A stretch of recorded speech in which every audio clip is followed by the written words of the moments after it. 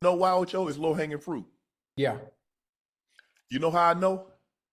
Because your boy, you looking at him, he low hanging fruit. And there are a Mm. lot of people taking your shot at your boy.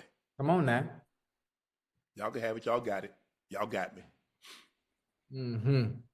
Everybody want to get a lick now because when your boy was doing good, you hear a lot of people that have a whole lot to say. Shannon Sharpe comes at Ray Lewis, apparently, and a lot of his critics and some people that are moving funny, we're going to get to that in a second, based on when he was on top of his meteoric media rise, you ain't had shit to say. Now, did you, Ray? Now, Ray Lewis went on a podcast. Everybody knows the podcast he went on, whether we agree with that podcast or not. And he took a sledgehammer to Shannon. He basically said, no, Shannon changed. I don't mess with him no more. I don't fool with him no more. And the reason why is because, one, he didn't drink alcohol at all, period. And now he's slanging alcohol. Hey, man, the man doing legal stuff, and he's a businessman. I don't know why that's a big deal. But then he goes on to say is you leaned into gossip content. And it's no secret that that part is fair. Shannon did lean into gossip content. He did have a media company that he had to try to prop up and get as much money as possible. That's why he put out shows, Unc and Ocho. He put out, Club 520 podcast where he and the Volume partnered together to distribute that content. They're trying to build a portfolio of companies so they get big checks. That's what it's about. Now, I can understand and respect Ray Lewis saying, hey, you a gossiper now, and I can't be by you because you doing some shady stuff. But what I can't understand is how in your past, when you got bodies in your past talking about, hey, yeah, bro, nah, I can't be by you no more. I get it. You changed your life. I'm happy about that. But get on somebody's podcast to complain about somebody else's podcast is absolutely asinine. What are you talking about?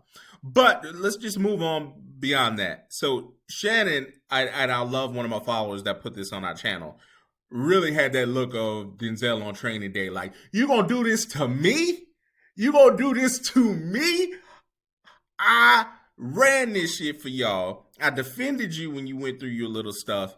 And now you down there popping off. And by the way, the very next day after all this blew up, his homie down there in Miami, stephenasmith, and he definitely went to Ray, took a picture with Michael Irvin and whatnot, apparently put on Ray Lewis's hat.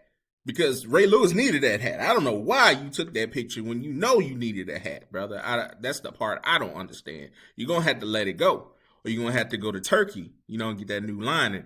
Long story short, it's really seeming funny how people are clicking up. And it just seems like, to me, he was alluding to that. Like, when I was up, y'all weren't doing all this stuff.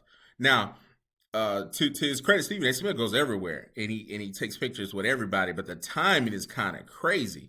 Now, I don't think Ray Lewis is going to be on SportsCenter anytime soon. But if he goes in for like a cameo or something, it's like, bro, he's definitely focused on getting as much media attention for this presidential run that he's got going on.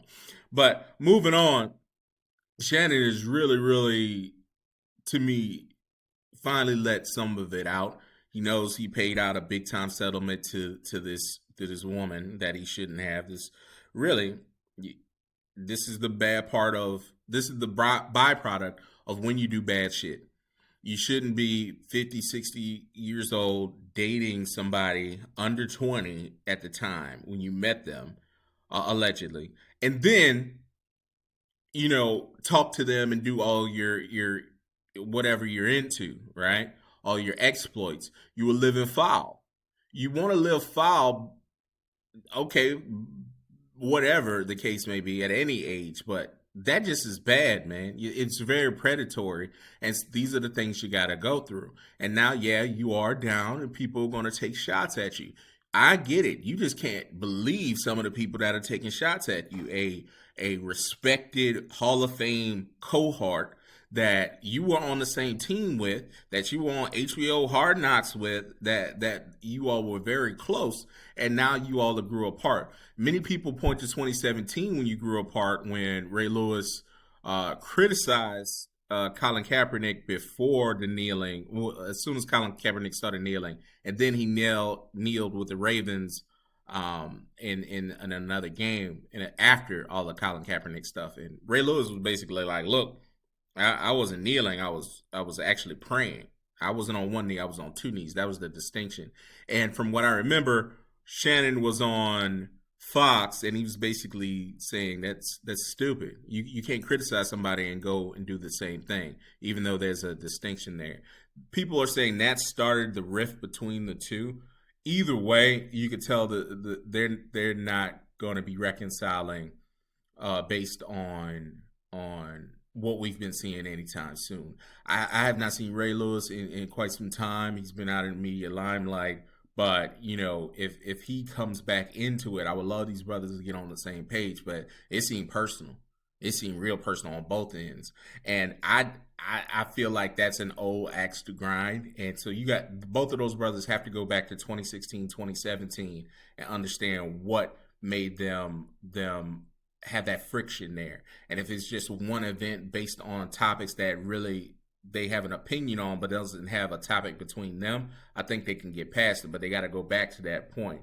But right now, there was no reason for Bray to go on that podcast and say all those things. And you could have said all those things at the height of his career or whatever, his media career right now. But the point is you didn't. You waited until he was down. You waited until somebody picked up the phone to start mess. And then you said mess. So you got to understand you're being used for that type of stuff. There's no other reason why they put you on a podcast. And he talked to you about that before they cut the microphone on, because that's not how this works. In podcasting, you need to know what he's going to say to get the clicks.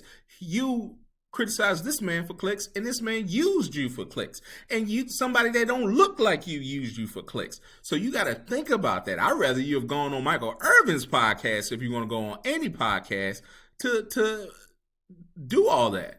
But hey, we don't always think out logically in these things. We just like, okay, this is a big platform for me. Let me go on here and say what I got to say and betray the people that I've always known.